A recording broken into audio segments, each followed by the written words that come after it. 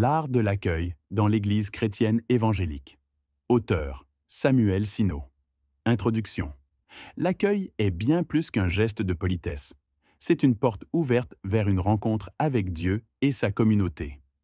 Un sourire sincère, une poignée de main chaleureuse ou une attention particulière peuvent marquer profondément la vie d'un visiteur.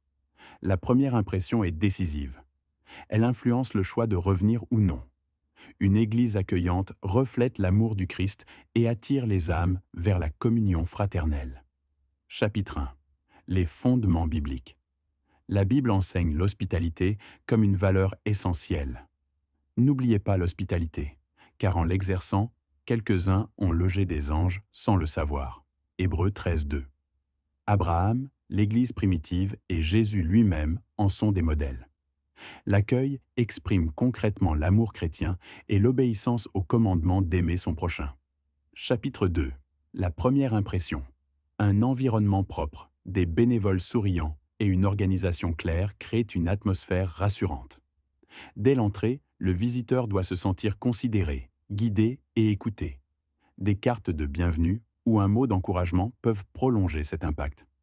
Chapitre 3. Former une équipe d'accueil. Une équipe efficace se compose de personnes motivées, bien formées et conscientes de leur rôle spirituel. La formation doit inclure l'art de communiquer, l'écoute active et la gestion des imprévus. Le suivi et la reconnaissance des bénévoles renforcent leur engagement. Chapitre 4. Accueillir selon les besoins. Chaque catégorie mérite une attention particulière. Familles avec enfants, personnes âgées, visiteurs en situation de handicap ou encore nouveaux convertis. L'accueil devient alors inclusif, adapté et bienveillant. Chapitre 5. Gérer les situations délicates. Un visiteur mécontent ou un conflit interne exige calme, respect et diplomatie. Écouter sans juger et proposer des solutions apaise les tensions. La transparence et la clarté évitent les malentendus. Chapitre 6. L'intégration. Accueillir ne s'arrête pas à la porte. Il faut accompagner.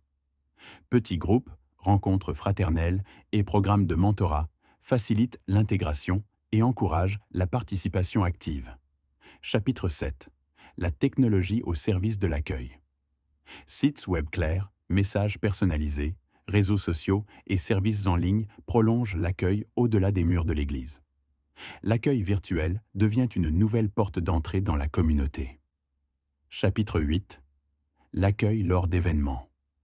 Mariage, baptême, funérailles, conférences ou festivals sont des occasions d'exprimer l'amour fraternel à grande échelle.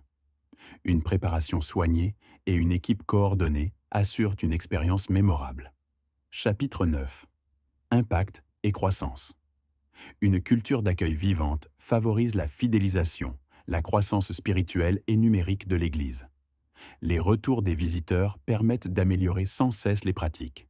Célébrer les réussites motive les équipes et inspire la communauté. Conclusion. Accueillir, c'est manifester l'amour de Dieu et bâtir des ponts vers la foi. Chaque geste compte. Sourire, écoute, service et suivi.